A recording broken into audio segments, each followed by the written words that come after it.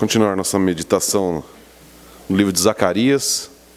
Hoje, Zacarias capítulo 6, verso 1 até o verso 8, que é a oitava visão. De novo, levantei os olhos e vi 4 carruagens que saíam dentre 2 montes, e esses montes eram montes de bronze. Na primeira carruagem havia cavalos vermelhos, na segunda, cavalos pretos, na terceira, cavalos brancos, e na quarta carruagem, cavalos baios. Todos eram fortes. Então me dirigi ao anjo que falava comigo e perguntei: que são estes, meu senhor?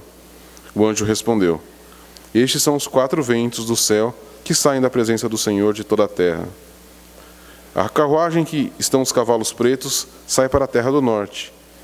A dos brancos sai para a oeste, e a dos baios para a terra do sul. Os cavalos fortes saíam e procuravam ir adiante para percorrer a terra. E ele disse: ide, percorrei a terra. E eles a percorriam. Então ele me chamou, dizendo: aqueles que saíram para a terra do norte fazem meu espírito repousar sobre a terra do norte. Vamos orar? Senhor, nós essa manhã nos reunimos para te adorar, prestar culto a Ti, para meditar na Tua palavra. Senhor, nós precisamos do Teu Santo Espírito neste momento para iluminar a nossa mente, o nosso coração, para que possamos receber a Tua palavra, que ela seja edificadora, transformadora, renovadora nesta manhã em nosso meio. Esse é o desejo do nosso coração e nós colocamos toda a nossa confiança em Ti. Em nome santo de Jesus. Amém. Muito bem, então essa é a última visão noturna de Zacarias. A gente vem estudando todas as visões e chegamos na última visão noturna, que é a 8ª visão.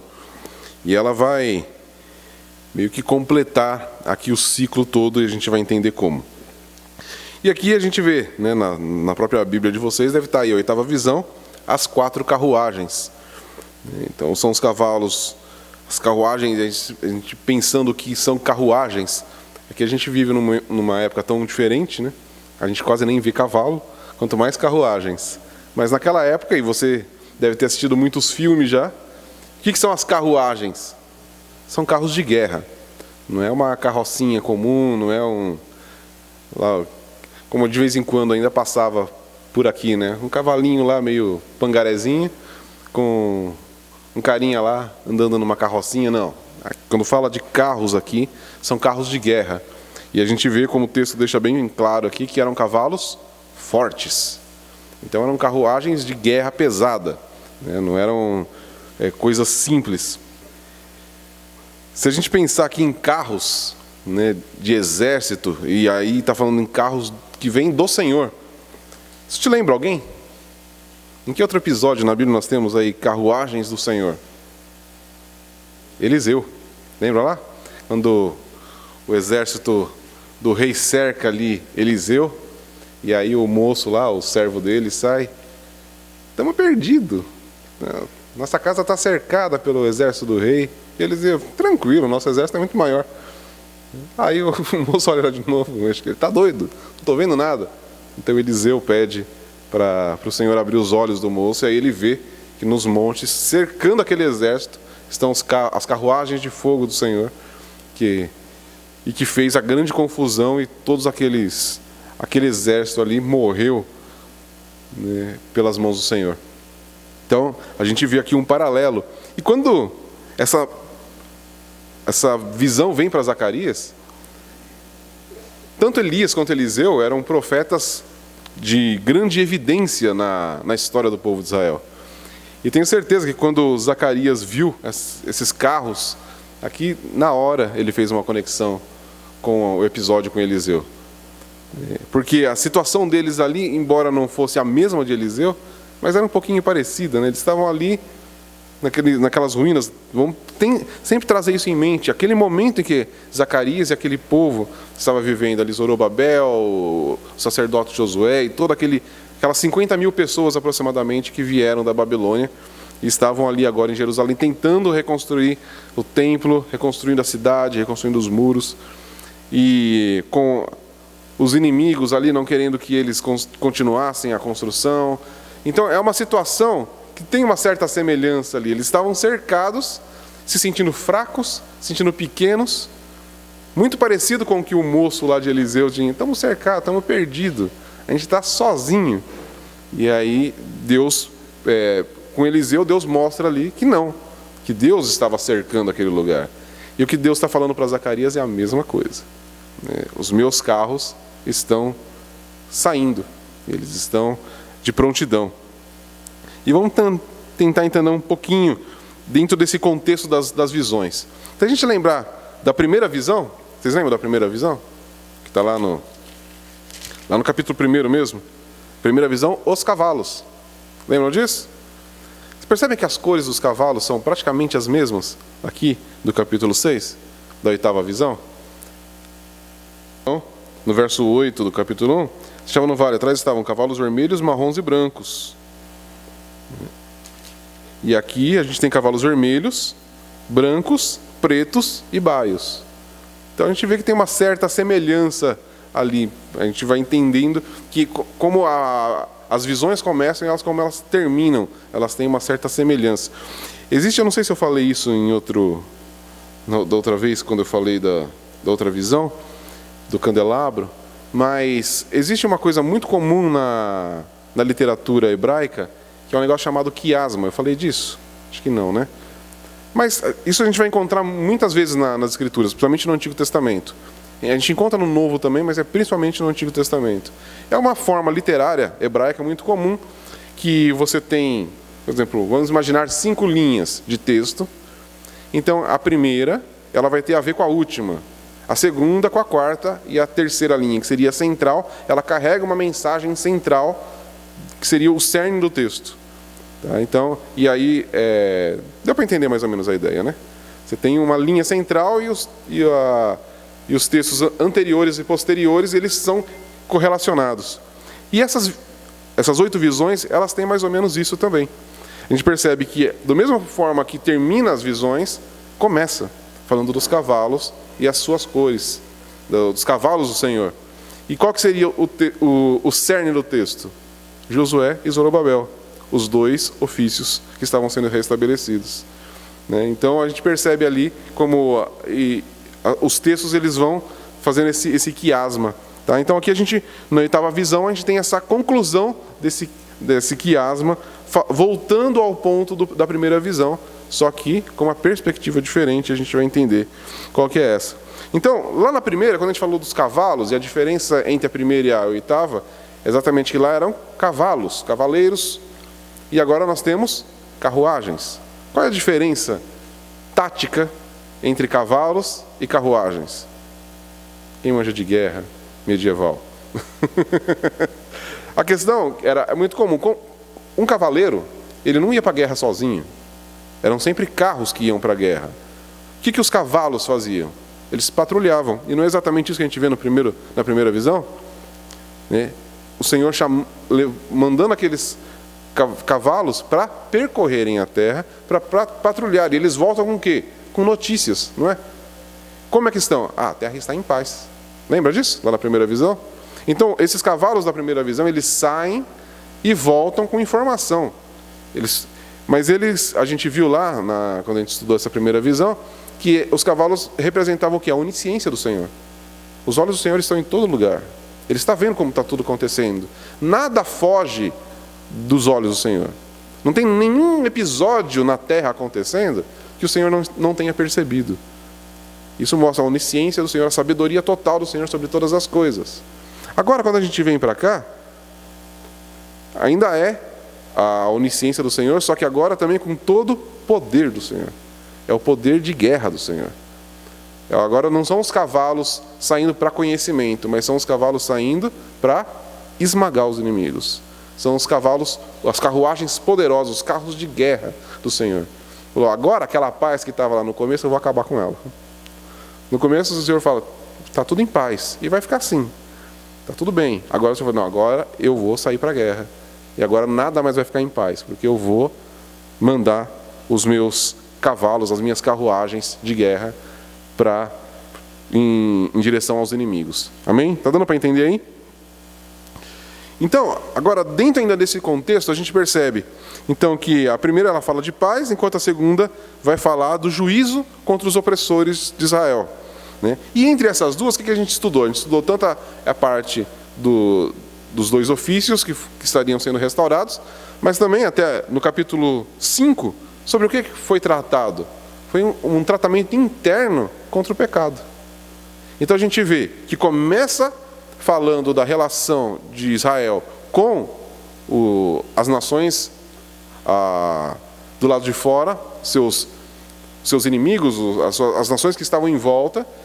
Depois as outras visões elas se concentram dentro do povo de Israel mesmo, da sua vivência, do seu relacionamento com Deus principalmente.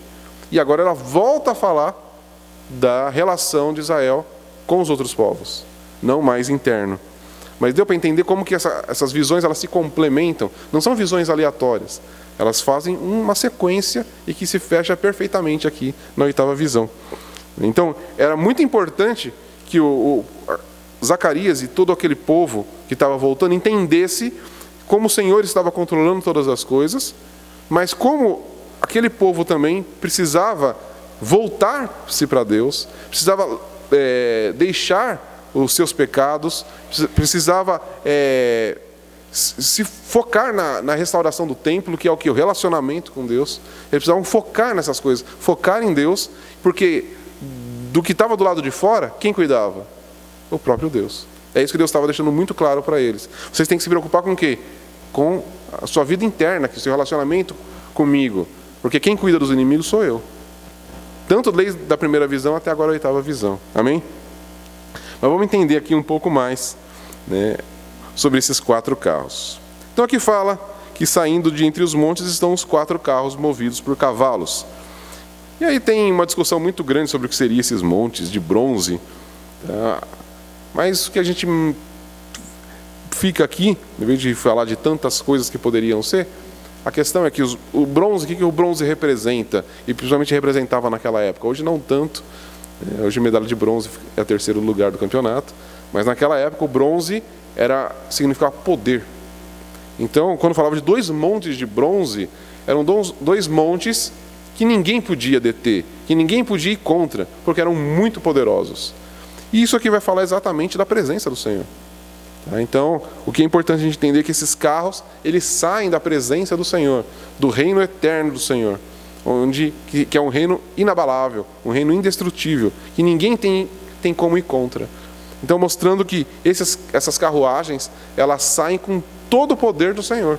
Elas saem do monte do Senhor e vão em direção ao seu objetivo com todo o poder do Senhor. Amém? E é interessante a gente pensar que lá no Templo de Salomão, as colunas da entrada eram de bronze. Então a gente percebe uma relação muito boa com relação ao templo, mas principalmente relacionado à presença do Senhor. Ok? Esses carros aqui, eles eram fortes, né? Mostra todo o poder mesmo, e então relacionado com essa questão do bronze. Agora, o que são esses carros exatamente? Como a gente pode entender? A gente sabe que é parte do exército angelical do Senhor. Isso a gente acho que o texto já deixa bem claro. E a gente vai perceber ainda uma relação muito grande, né, aqui com o quê? Com o Apocalipse. Vocês lembraram de Apocalipse quando vocês viram isso aqui? Tem inclusive as cores dos cavalos. E a gente vai entender como isso aqui vai ter uma certa relação também com Apocalipse. Tá? A gente não vai fazer uma análise dessas cores, tudo, né? Mas a gente vai tentar entender um pouquinho o que são esses cavalos. Esses carros, na verdade, né? Então, muito bem. Esses carros, eles saem do trono de Deus como agentes, para quê? Para cumprir a sua vontade. Tá? Isso aqui é importante a gente entender. O Salmo 68, 17, diz o seguinte: os carros de Deus são numerosos, milhares de milhares. O Senhor está no meio deles, como no Sinai, no santuário. Então a gente já vê uma referência aqui aos carros de Deus no Salmo 68, falando que os carros de Deus são numerosos. Então quando a gente pensa aqui, a gente tem que entender que isso é uma visão. Tá? Mas quando fala de carros, não era um carro. Eram carros, né? Era um exército poderoso de Deus que estava saindo ali dentre aqueles montes de bronze. Tá? Agora, isso aqui está muito relacionado com um negócio chamado providência de Deus. O que seria providência de Deus? Que nós acreditamos que Deus está envolvido em todas as coisas que acontecem na Terra. Deus não criou o universo e deixou aí para ver no que dá. Muita gente acredita nisso. A gente fala, os cristãos acreditam que Deus está envolvido com todas as coisas. Só que você vai conversar com alguns que se dizem cristãos que não acreditam muito nisso. Mas, de acordo com as Escrituras, Deus está envolvido em todas as coisas. Talvez você já tenha até ouvido de alguém, você pode ainda ouvir pessoas dizendo, não, Deus criou todas as coisas, mas Ele deixou o governo para o homem. E aí agora Deus está aí olhando, e torcendo para ver o que dá. Você consegue imaginar um Deus com esses montes de bronze, que saem os seus cavalos e Ele está torcendo para ver se dá certo? Consegue imaginar um Deus assim? Não. Agora, vamos pensar na nossa situação, Nós, fracos, que é o que nós somos. Nós cremos num Deus e nós falamos, cantamos que Deus, cantamos aqui pouco, Deus, todo-poderoso, Cantamos isso, trino Deus que tem todo o poder, que controla todas as coisas. Como que nós poderíamos confiar num Deus que está torcendo para as coisas dar certo? Ele estaria na mesma posição que a gente, A gente só fica torcendo para as coisas dar certo. A gente não tem o poder de mudar as situações. A grande questão é que Deus, Ele está envolvido em todas as questões, e muito mais do que só envolvido em todas as questões que acontecem no universo. Ele controla todas as coisas. Então, esse termo providência aqui que a gente fala, embora esteja relacionado com a provisão, quando a gente pensa em providência, a gente pensa muito em provisão. Deus dá suprimentos. Claro que está relacionado com isso também, mas a providência, dentro do estudo da teologia, ela significa exatamente esse controle absoluto que Deus tem sobre todas as coisas. Nada foge do controle do Senhor e nada pode ser feito sem que o Senhor queira. Amém? Não sei se você já teve a oportunidade de ler algum livro mais antigo, onde a palavra providência aparece em letra maiúscula. Alguém já leu isso assim? Não estou nem falando de livros de teologia, estou falando de livros de literatura comum, mas que fazem alguma relação com algum termo cristão da igreja. E aí sempre que vai falar sobre a vontade de Deus, eles colocam providência em letra maiúscula. Na literatura brasileira, inclusive, tem isso. Eu não lembro de quem que eu li agora, mas que trabalha com essa questão da providência, tratando-se da vontade absoluta de Deus e soberana de Deus. Então, essa é uma coisa que era muito comum na igreja de alguns séculos atrás, e com os anos, com o passar do tempo, foi se perdendo essa noção de que Deus tem o poder absoluto sobre todas as coisas. Então, é interessante ver como que a própria igreja foi enfraquecendo Deus. Enfraquecendo para si mesmo, porque Deus é imutável. Ninguém enfraquece Deus. Mas do ponto de vista da própria mente das pessoas, nós vemos hoje um Deus fraco. Eu sempre lembro do filminho lá dos Avengers, do Deus fraco. Não, mas o nosso Deus não é fraco. O texto aqui que a gente vem estudando mostra que nosso Deus é todo-poderoso. E além de todo-poderoso, Ele é onisciente, sabe todas as coisas, e Ele tem a sua vontade soberana, e ninguém pode ir contra ela. Amém? É isso que significa exatamente a providência. É a preservação e governo totalmente santo, sábio e poderoso de Deus sobre todas as criaturas e sobre as suas ações. Amém? Agora, é interessante a gente pensar nisso aqui, que a gente pensa Deus controlando todas as coisas, e a gente pode até imaginar que todas as situações que acontecem no universo estão debaixo do controle de Deus. Estão. Mas além desse pensamento macro que nós podemos ter da soberania de Deus, a soberania de Deus também age no nosso contexto pessoal. Então a gente pode trazer isso para a nossa vida. Nada que acontece com a gente pessoalmente foge do controle de Deus. A gente pode imaginar, Deus tem tanta coisa tão grandes para se preocupar. O que é a minha vida com os meus problemas, as minhas situações? Não, para Deus não existe esse tipo de de diferença. Ele é todo poderoso. Então Deus não precisa focar suas energias no negócio. Enquanto Ele está focando suas energias, a outra aqui está sendo deixada de lado. Não, Ele é todo poderoso. O universo não pode conter a grandeza de Deus. Então, essa providência de Deus, ela também vai trabalhar com a nossa vida pessoal. Em cada situação nossa, cada momento do nosso viver, a gente não pode pensar em momento algum que naquele momento Deus não estava olhando, Deus não estava vendo, passou despercebido por Deus. Deus, puxa, olha o que aconteceu com ele, eu nem estava ali para ajudar. Não, tudo que acontece com a gente, Deus está no controle de todas as situações. Mesmo que elas pareçam ruins, Deus está no controle. Nenhuma situação vai contra a vontade de Deus. Amém? Uma coisa ruim que acontece com a gente, puxa, mas Deus não queria que acontecesse isso. Se Ele permitiu, é porque estava dentro do seu plano perfeito. A gente pode não entender, mas Ele sabe por que aquilo aconteceu. Então, cada detalhe da nossa vida está no controle do Senhor. Amém? Isso é a providência. A gente pode lembrar do que Jesus ensinou lá em Mateus 10:31, né, falando sobre... Ele está falando exatamente desse cuidado de Deus, ele fala dos pardais. Nenhum pardal cai sem que Deus queira. O que é um pardal? Alguém liga para um pardal? Não. E é isso que Jesus fala. Se até os pardais, que aparentemente não têm importância nenhuma, nenhum cai sem que Deus queira, quanto mais vós. Pessoas criadas à imagem e semelhança de Deus. Se nem um passarinho pode cair sem que Deus queira, quanto mais a gente. Ele cuida de cada detalhe da nossa vida. Amém? E a gente precisa crer nisso. Porque se a gente deixa de crer nisso e acha que tudo está na nossa mão, que a gente e que Deus está lá torcendo pela gente, então vamos embora, que eu acho que isso aqui já não serve mais para nada. Concorda? Porque a gente vai adorar e cultuar um Deus que não tem poder sobre todas as coisas. Então é melhor pegar um santinho qualquer aí, que não anda, não fala, né? Que vai dar na mesma. Não, mas o nosso Deus é vivo, todo-poderoso e todo-soberano. Tem poder absoluto sobre todas as coisas. Por isso nós o adoramos, por isso nós cultuamos e por isso nós nos rendemos a Ele. É por isso que nós estamos aqui. Porque só um Deus assim é poderoso para salvar. Um Deus que não tem controle das situações não seria poderoso para nos salvar dos nossos pecados.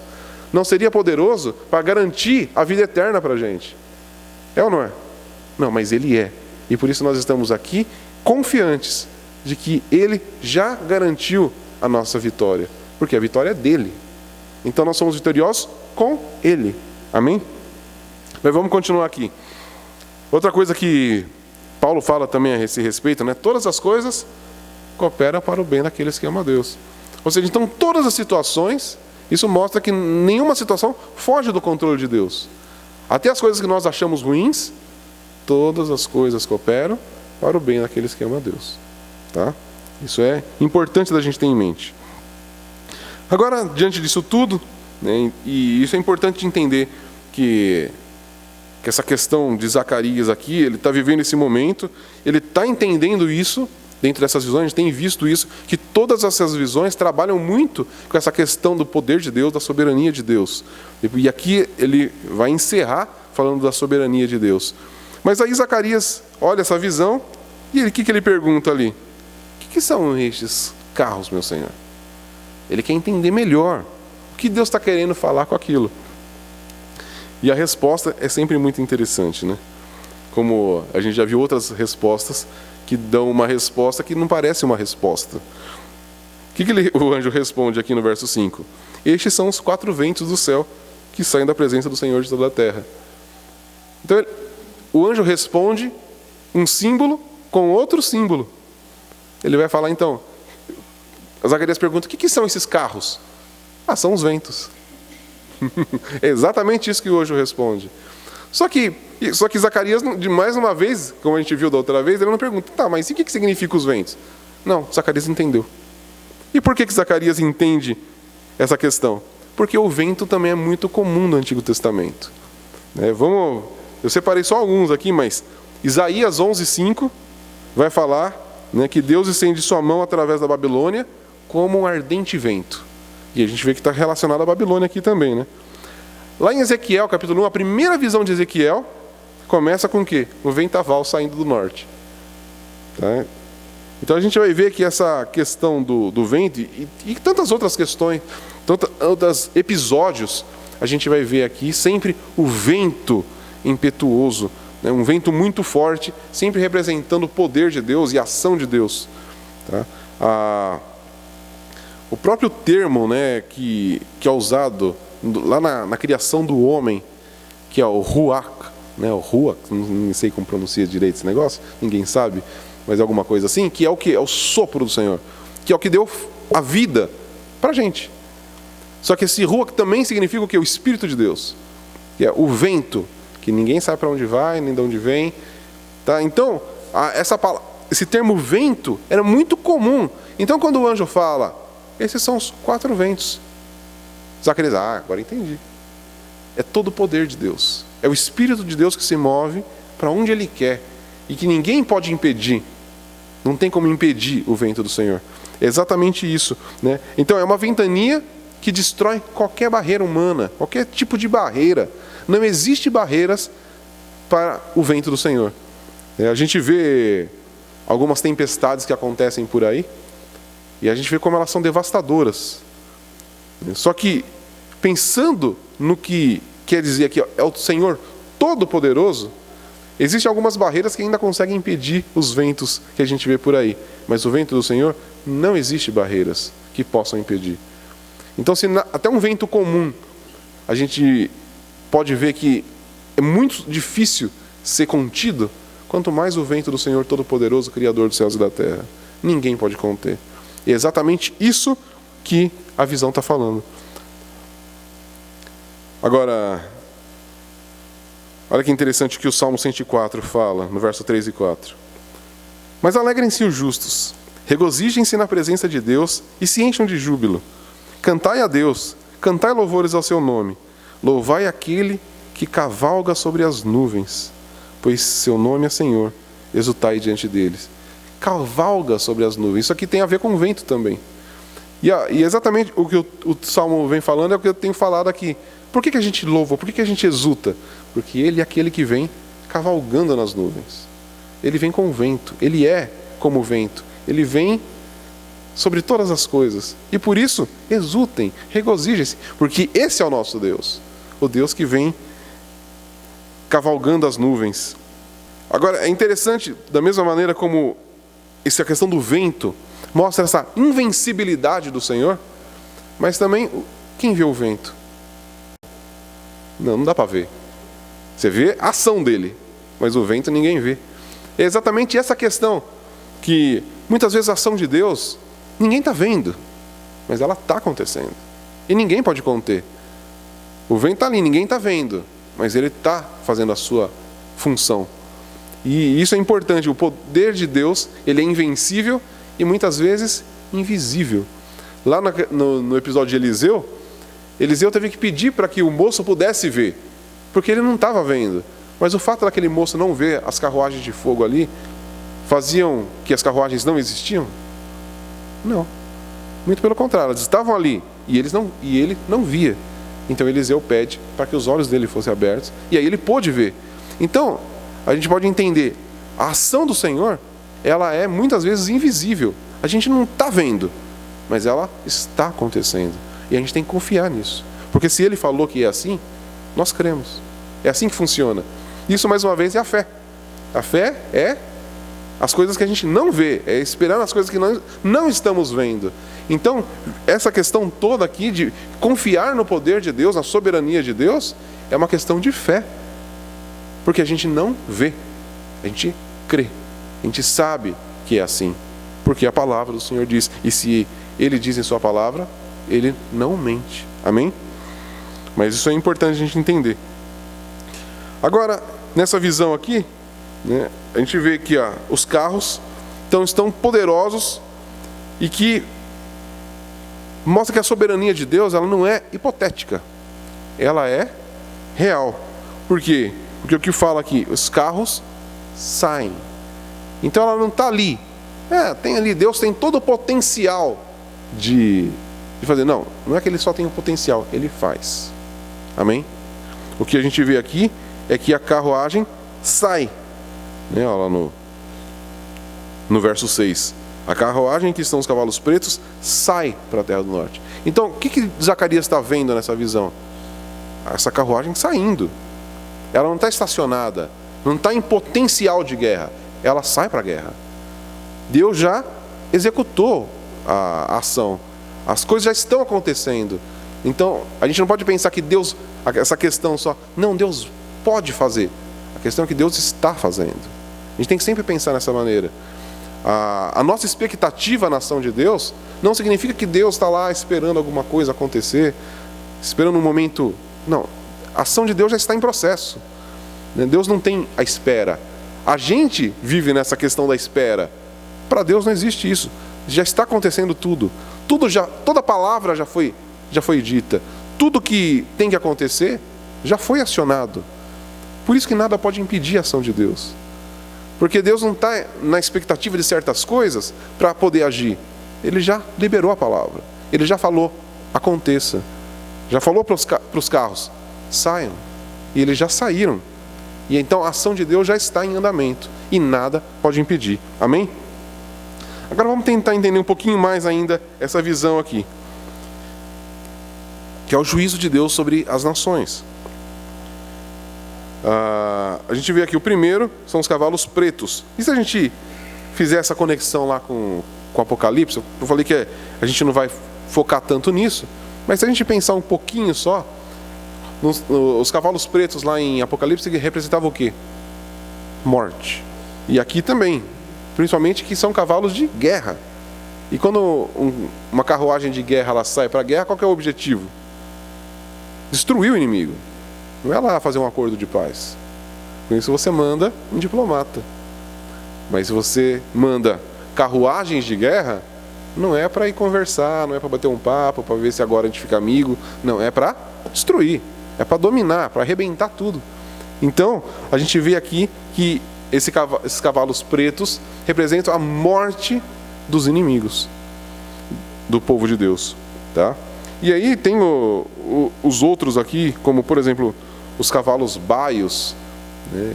Eles vão representar o que? Peste, doenças, tudo que destrói também. Então a gente vê que a visão aqui toda é de carros de destruição que Deus está enviando. E aí para onde que ele envia? A gente vê o primeiro aqui, né? Os cavalos pretos saem para a terra do norte. O que é a terra do norte? Vamos tentar entender ali a geografia do lugar. Então nós temos ali a região de Jerusalém, de todo em volta ali, e eles tinham sido dominados por quem? De onde eles estão vindo? Da Babilônia. A Babilônia fica ao norte. E se a gente olhar todas as questões, quando Deus fala das profecias, que eles seriam dominados pelo exército do norte. E foi o que aconteceu. Só que agora Deus está falando, agora é a minha vez.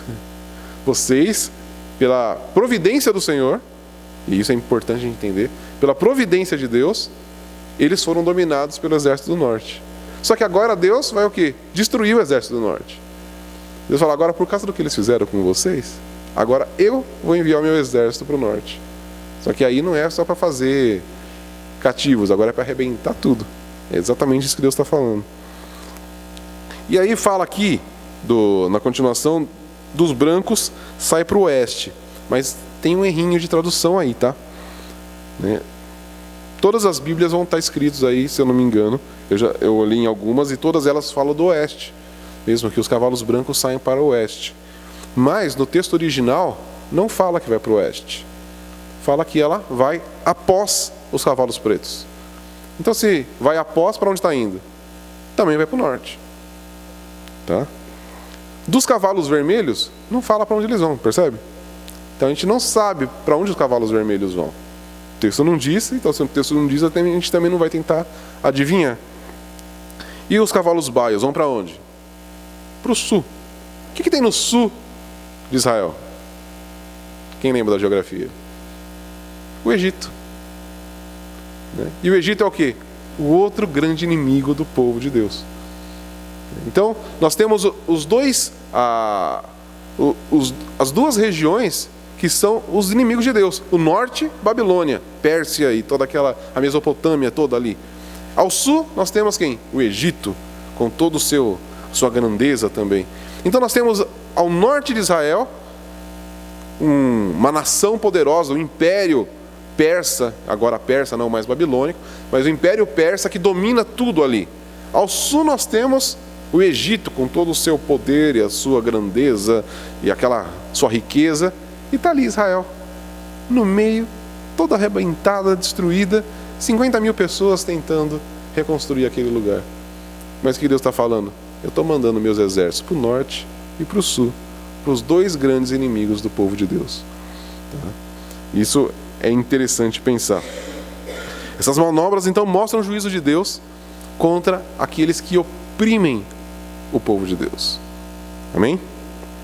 Agora, tanto a Babilônia, a Mesopotâmia toda ali, quanto o Egito, elas, além de representar os inimigos do povo de Deus, aqueles que oprimem o povo de Deus, elas têm uma representação mais abrangente aqui dentro das Escrituras.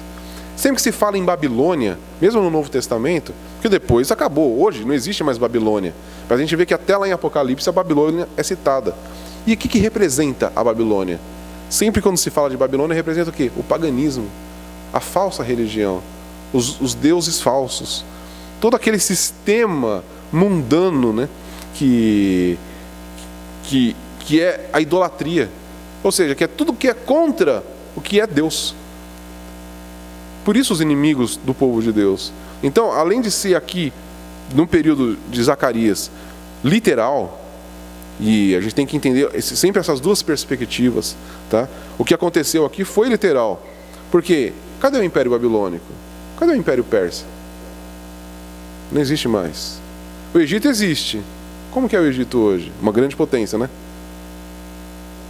Cadê o Egito?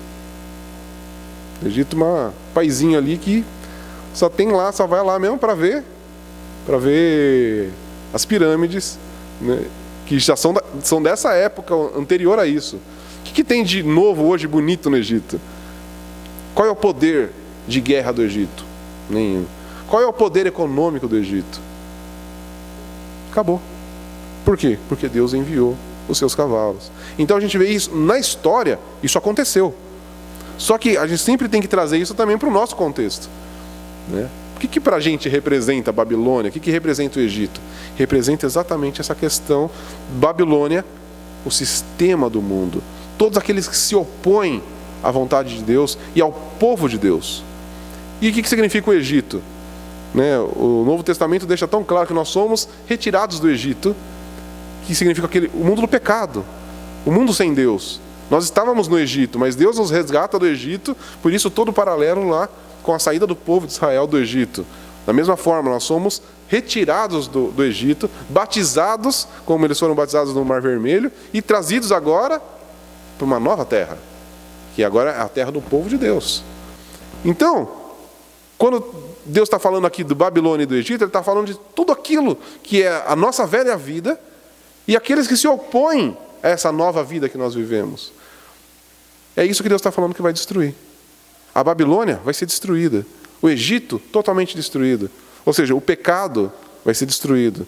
Todos aqueles que se opõem a Deus, e aqui a gente pode pensar tanto nessa perspectiva do sistema, né, do sistema mundano, do sistema pecaminoso, do sistema carnal, quanto as pessoas que vivem nesse sistema.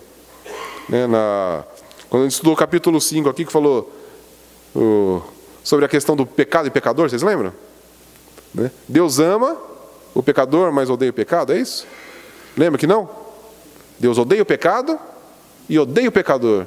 Então Ele vai destruir o pecado e o pecador. E é exatamente isso que vai acontecer. Quando está falando aqui desses opressores do povo de Deus, Deus não está falando que Ele vai eliminar o pecado, vai eliminar a opressão, e as pessoas que estão nesse meio vão ser destruídas junto. Porque Deus vai destruir todos aqueles que se opõem ao povo de Deus. E são pessoas reais também. Não é só um sistema, não é só o pecado de uma forma genérica, mas são os pecadores. Amém? A gente tem que entender isso. Isso é importante para a gente fazer a nossa conclusão aqui. E então a gente entende que Deus agiu na história naquele momento e Ele vai agir também nessa perspectiva maior. Agora, olha como que o anjo conclui aqui no verso 8. Aqui está falando que Ele me chamou dizendo, mas no texto original, esse chamou aqui dizendo é muito mais do que simplesmente uma fala. O anjo ele grita com Zacarias. E não um grito no sentido de uma repreensão a Zacarias, mas com uma coisa, tipo, presta atenção no que eu estou te falando agora. Né? E ele fala, aqueles que saem para a terra do norte, fazem o meu espírito se repousar sobre a terra do norte. Então, é a forma como ele chama aqui, né? A questão e fala desse espírito repousar, o espírito de Deus repousar. Fala, o exército saiu. Então ele está deixando isso muito claro. E ele chegou lá.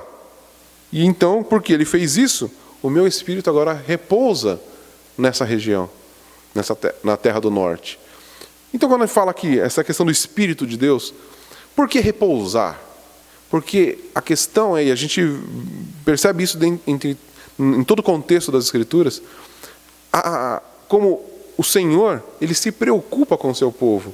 E o Espírito de Deus, ele fica, a gente pode entender como se fosse uma perturbação, por isso que tem acontecido durante toda a história, com o povo de Deus. A gente vê, Deus está na soberania de todas as coisas, mas o fato de Deus estar soberano não significa que Ele está, ao ver o povo dele sofrendo, Deus está de boa. O Espírito de Deus se perturba com essa situação. Por mais que é difícil a gente entender essa questão, né? Deus fora do espaço-tempo, Deus tendo controle absoluto de todas as coisas cooperam para o bem daqueles que amam a Deus, mas quando Deus vê o seu povo sendo oprimido, o seu povo sofrendo, o Espírito de Deus se perturba com essa questão. E ele só vai encontrar repouso absoluto quando ele vê tudo resolvido. Quando ele vê todos os inimigos do seu povo e dos seus opressores destruídos. Então a gente vê aqui uma perspectiva, não só histórica aqui, mas da volta de Cristo. Naquele dia, quando todos os inimigos de Cristo serão totalmente destruídos, o Espírito vai repousar. O Espírito de Deus vai repousar e falar, agora acabou. Agora acabou em definitivo. Tudo bem, Jesus já disse lá na cruz, está consumado. Por quê? Porque Jesus já estava olhando toda essa questão. Jesus estava olhando lá na frente. Jesus estava olhando já o fim dos tempos, já a sua volta, e vendo, por causa do que Cristo fez lá na cruz, está garantido que o Espírito do Senhor vai repousar ao ver todos os seus opressores do seu povo, seus inimigos, totalmente aniquilados. Amém? É importante a gente entender isso, né? Porque ao mesmo tempo em que a gente vê esse poderio de Deus, e essa soberania de Deus, um Deus todo-poderoso, inabalável, invencível, só que Deus ele não está distante de nós. Ao mesmo tempo Ele é um Deus gracioso, um Deus que se preocupa com o seu povo. Ele não está preocupado só de uma forma macro, como eu falei, mas com cada um de nós, individualmente. Deus olha para cada um, Ele nos chama pelo nosso nome. É um Deus pessoal. E por isso Ele se perturba com a nossa aflição. Ele não vê a gente passando pelas dificuldades, pelas situações e dá de ombros. Não, Ele se preocupa com a gente. Ele está tudo no controle dele. Ele não está preocupado se vai dar certo ou não. Ele sabe que vai. Mas Ele se preocupa com a gente. Ele está ali, né, cuidando da gente, mas ao mesmo tempo perturbado com as nossas aflições. Porque Ele não gosta. Né? Deus não tem prazer no nosso sofrimento em momento algum.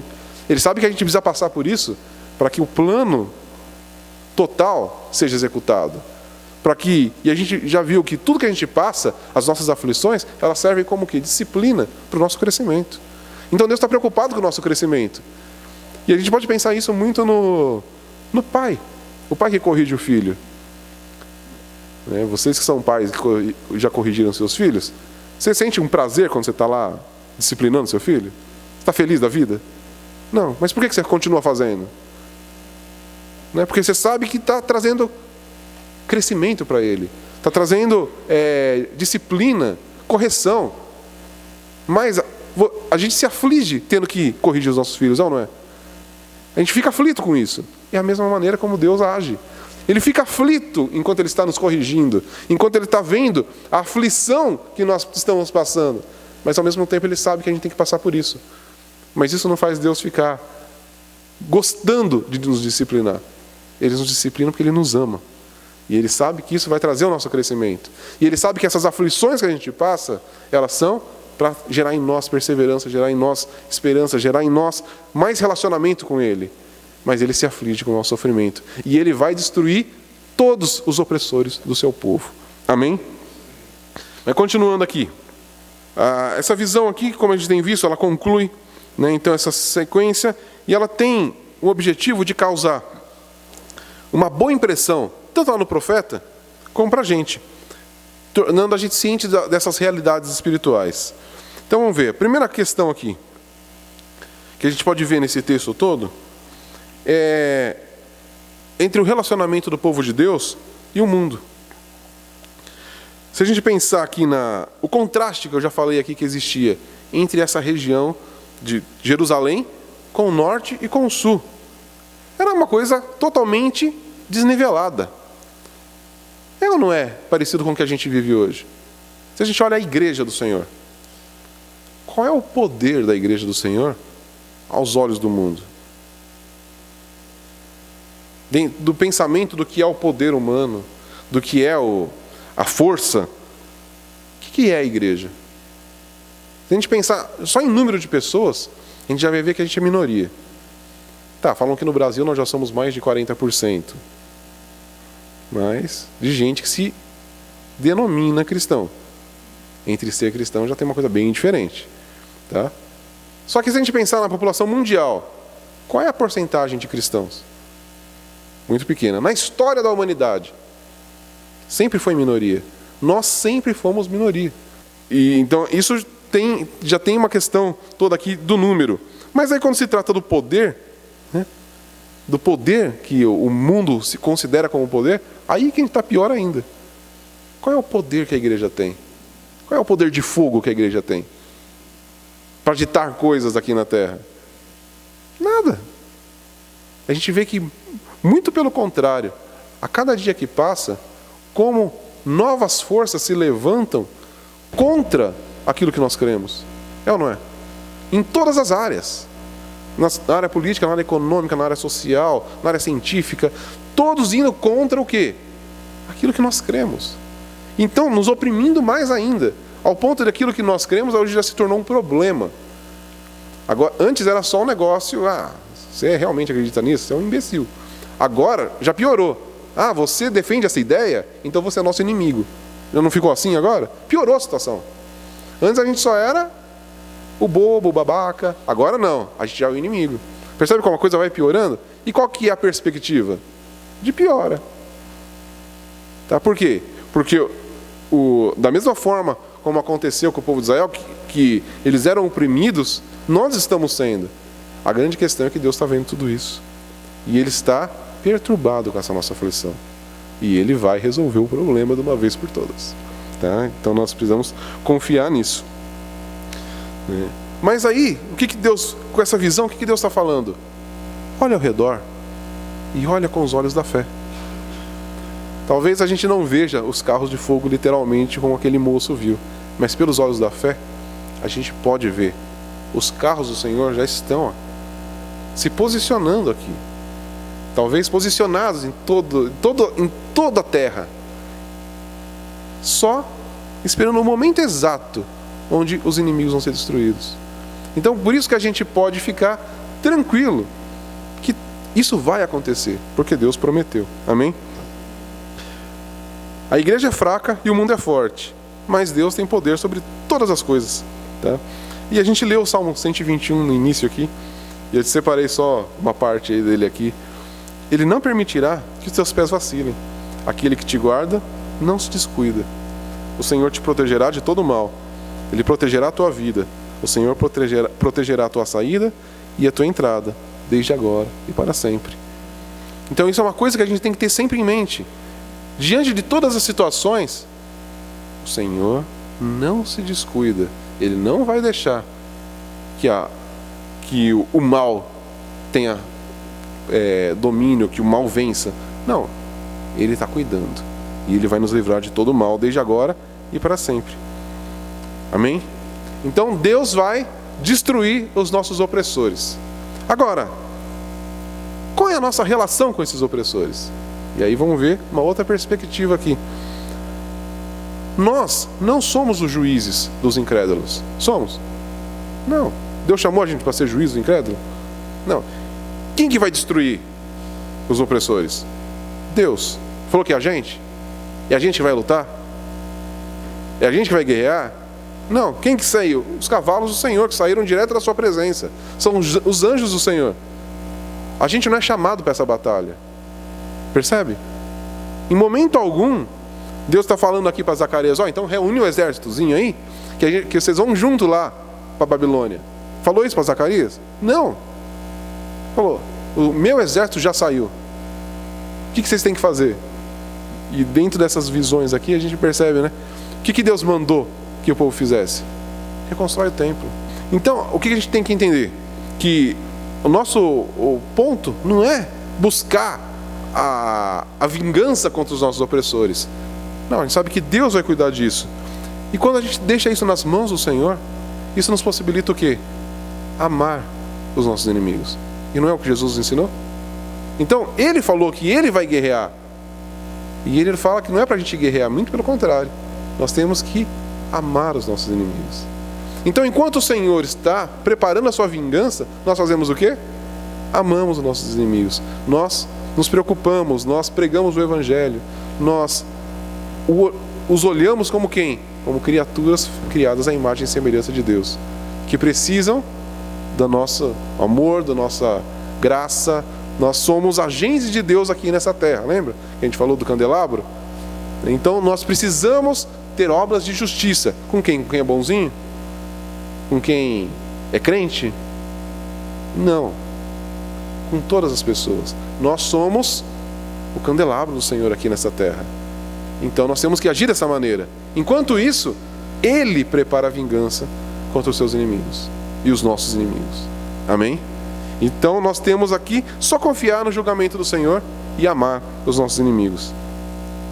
E diante disso tudo, então a gente não precisa temer o mundo. A gente só ama as pessoas. E a gente não teme ninguém. A gente não tem que ter preocupação, mas o que será de nós? O que será de nós? Vitoriosos no Senhor. Isso é o que será de nós. Deus nos terá na eternidade com Ele. Isso é o que nos espera. A gente tem que ficar preocupado. Mas o que vai ser da igreja do Senhor se isso acontecer? Se determinada coisa acontecer? Não, mas e se tal lei for aprovada? A gente precisa se preocupar com isso?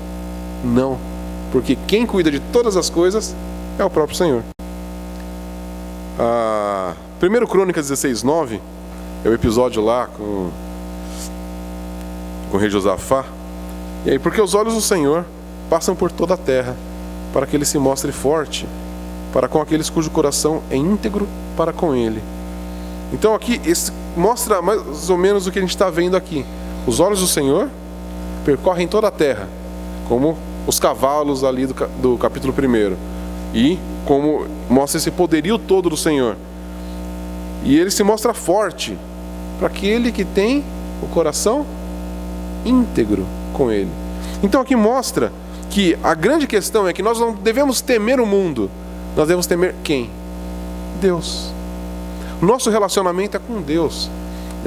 Nós temos que, não precisamos nos preocupar com o mundo, não precisamos temer o mundo, nem se preocupar com ele, com a sua opressão, com a sua inimizade com a gente. Não, nós temos que nos preocupar com o quê? Em temer ao Senhor. Que é exatamente o que a gente tem visto nessas visões. Tanto do lado da primeira visão como agora, é Deus falando para Zacarias e para aquele povo: não se preocupa mais com seus inimigos, isso eu vou cuidar. O que vocês têm que fazer? Restaura o templo, restaura o sacerdócio, restaura o reinado, as coisas internas, o relacionamento com Deus. Com o que nós temos que nos preocupar? e nos relacionar com Deus. Nós temos que lutar contra quem? Contra o pecado, que é o que a gente viu lá no capítulo 5, lá no capítulo 4. É com isso que nós temos que nos preocupar. A gente não tem que nos preocupar com os nossos inimigos.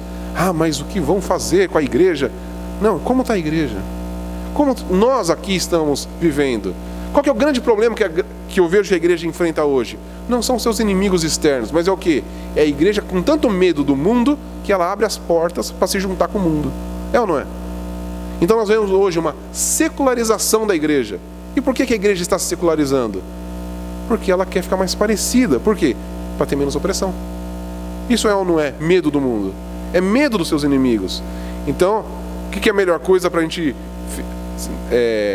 estar próximo? É a arte da guerra lá do Sun Tzu, né? Você fica próximo dos seus inimigos. Maquiavel também falava isso. Fica próximo dos inimigos. Seja amigo deles. Porque aí você está vendo lá o que está acontecendo. Não, mas Deus fala, não é para ficar amigo deles, não. Não temam. Se aproximem de mim. Tornem-se para mim. Converta-se a mim. E eu me voltarei a vós. Se preocupa com o relacionamento comigo. E eu cuido deles. Apenas seja luz para o mundo. E eu cuido deles. É isso que Deus está falando para a gente. Percebe como essa visão ela vai trazer, ela vai concluir tudo isso que a gente falou. Agora, se a gente se permite, né, a gente permitir a igreja se misturar com essas cidades da Babilônia, com o Egito, lembra quando a gente estudou sobre as duas cidades? E o que Deus fala lá no meio da terceira visão, né? Quando Deus fala, saiam da cidade. Saiam da Babilônia. Foge de lá. Lembra quando a gente estudou isso? Que a gente vive, existem duas cidades, ainda fazendo aquele paralelo com Agostinho. Cidade de Deus e a cidade dos homens. Deus fala, sai da cidade dos homens. Vem para a cidade de Deus. Vem para a minha cidade. Fica aqui. Não se preocupa mais com a cidade de lá. Você agora é cidadão da minha cidade. Não tem como ficar transitando entre as duas ou tendo uma dupla cidadania. Não. Ou você pertence à cidade de Deus ou você pertence à cidade dos homens. Então, o que Deus está falando aqui? Porque não se misturem mais com as ideias da Babilônia nem do Egito. Por quê? Eu vou destruir tudo. E se você estiver lá, significa que você vai ser destruído junto.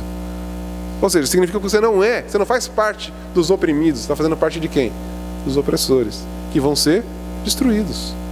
Então, aqui mais uma vez, quando fala dessas questões territoriais, aqui está falando exatamente sobre isso, sobre a gente não se misturar e não querer viver nessas cidades, e não querer que a nossa cidade de Deus seja parecida com a cidade dos homens. Não, elas não têm nenhuma semelhança, são totalmente opostas. E Deus fala, foge de lá, fica aqui, reconstrói o templo, reconstrói os muros, restabeleça o sacerdócio, restabeleça o reinado, foge de lá, não queira relacionamento com aquele lugar, porque eu já estou enviando o meu exército e eles vão ser destruídos. Amém? A gente tem que entender esse tipo de coisa. E aí, a gente pode voltar mais uma vez, né, para Zacarias 4:6, que é o grande mote ali, né? Não é nem por força, nem por poder, mas é pelo Espírito de Deus. Então, como é que a igreja vai vencer hoje? Procurando forças terrenas? Não. Então, como que a igreja vai conseguir se manter? Voltando-se para Deus. Não é buscando leis que nos favorecem. Não é buscando eleger pessoas que defendem os nossos interesses. Não é isso. Não, tudo bem, nós podemos votar em pessoas cristãs que vão exercer um bom governo para a nação, mas tem que entender, eles não estão lá por causa da igreja. Nenhum político que a gente põe lá, ele tem que ir lá por causa da igreja. Ele tem que ir lá por causa do país, por causa da cidade, por causa do estado. Mas quem que cuida da igreja? O Senhor. Então os nossos olhos, com relação à igreja, aos interesses da igreja, nossos olhos têm que estar sempre no Senhor. São as nossas orações que vão surtir efeito. Não leis, não poderes humanos, não pessoas influentes lá fora, na Câmara dos Deputados, dos vereadores, no Senado. Não, isso não está na nossa esfera. A nossa esfera é outra. Ali é a esfera do Estado. A nossa esfera é a esfera da igreja. A esfera da igreja, ela pertence ao Senhor e somente ao Senhor. E por isso nós temos que nos tornar a Ele. voltar os nossos olhos ao Senhor e depositar que toda a força da igreja não está no poder, nos recursos financeiros, não estão nas leis, não está no nosso poder aí de mostrar que nós somos numerosos, mas está no quê? No poder do Senhor. E a nossa preocupação como igreja é se voltar para Deus, é lutar contra o pecado, é fugir do sistema da Babilônia, do sistema do Egito, e se preocupar com o relacionamento com Deus, se preocupar em ser sacerdotes e reis aqui nessa terra, de acordo com a vontade do Senhor. Amém? Paulo escreve lá em 2 Coríntios 10, do verso 3 ao 5, pois embora vivendo como seres humanos, não lutamos segundo os padrões do mundo, pois as armas da nossa guerra não são humanas, mas poderosas em Deus para destruir fortalezas. Destruímos raciocínios e toda arrogância que se ergue contra o conhecimento de Deus, levando cativo todo pensamento para que obedeça a Cristo. Então como é que a gente vence todas essas coisas? Levando o nosso pensamento a Deus, voltando-se para Deus. Não é com nenhuma... Ele fala aqui, nossa guerra não é com coisas humanas. Nenhum poder que é dessa terra. Nós vencemos as fortalezas, os raciocínios, pelo conhecimento de Deus, como? Voltando-se para Ele, levando o nosso pensamento cativo ao Senhor. Amém? Uma outra perspectiva que a gente pode entender aqui, né? Essa realidade. Essa aqui, como eu falei, é a última visão. E essas são as visões noturnas. Como eu falei lá na primeira, a gente não sabe exatamente se ele estava dormindo, se ele estava no estado de sonolência. A questão é que era uma visão noturna, ele estava de noite dentro lá do aposento dele, e aí ele vai acordar, né, depois dessa oitava visão, e ele vai sair de lá. E pensa ele teve essa sequência de 8 visões, mostrando todo esse plano de Deus, né? E conclui com agora Deus falando que vai destruir seus inimigos, os carros do Senhor saindo para destruir a Babilônia e o Egito. E aí Zacarias sai, talvez meio cambaleando assim, sai do seu aposento, e que ele olha e vê o quê? Nada. Ele vê Jerusalém destruída, os muros destruídos, o templo ainda lá em trabalho de reconstrução. Essa é a visão que Zacarias tem ao sair de lá. Agora, a gente pode pensar, né, que aquele monte que estava ali fora, que é o monte lá de Jerusalém, o monte de Sião, onde era construído o templo, ele tinha toda uma representação, né? E até o Salmo 121 que a gente leu, né, eleva os olhos aos montes. Por quê? Porque eles estavam caminhando em direção a Jerusalém. Em direção aonde? À morada do Senhor. Então, Zacarias ali, ele pode ter olhado aquele monte saindo dos seus aposentos e vendo que parecia que nada tinha acontecido, mas toda a perspectiva estava onde? Na presença do Senhor, na vontade do Senhor, na palavra do Senhor. Ele sabe, não estou vendo nada, mas eu creio. Amém? E é a mesma coisa para a gente. Como eu falei, acho que umas 2 vezes para trás aí, a gente olha e o que a gente vê? Nada. Parece que nada está acontecendo. Parece que está tudo na mesma. A gente vê as palavras do Senhor, se anima com isso, a gente sai ali, então continua a mesma coisa. Não, mas a gente tem a fé. A gente sabe que se Deus falou, é real. E isso tem que mudar dentro de nós, a nossa perspectiva, o nosso olhar para as coisas. Da mesma forma com aquele moço, quando Eliseu falou, abra os olhos dele. E ele viu. Nós temos que viver dessa maneira, com os nossos olhos da fé. A gente não está vendo nada, mas a gente está vendo, pela fé, que Deus já concluiu todas as coisas. E aí, a gente pode pensar aqui, né? Talvez Zacarias, dentro daquela situação toda, ele pode ter resolvido, e a gente deve fazer a mesma resolução: eu não cederei às pressões do mundo. Eu não me entregarei à sua visão, na qual a Babilônia é forte e Jerusalém é fraca. Eu oferecerei a mim mesmo e meu trabalho a este reino que Deus está realizando, no meu tempo e de modo tão pequeno quanto grande, mas que um dia encherá toda a terra. Eu me dedicarei a este plano da história sobre o qual Ele é Senhor.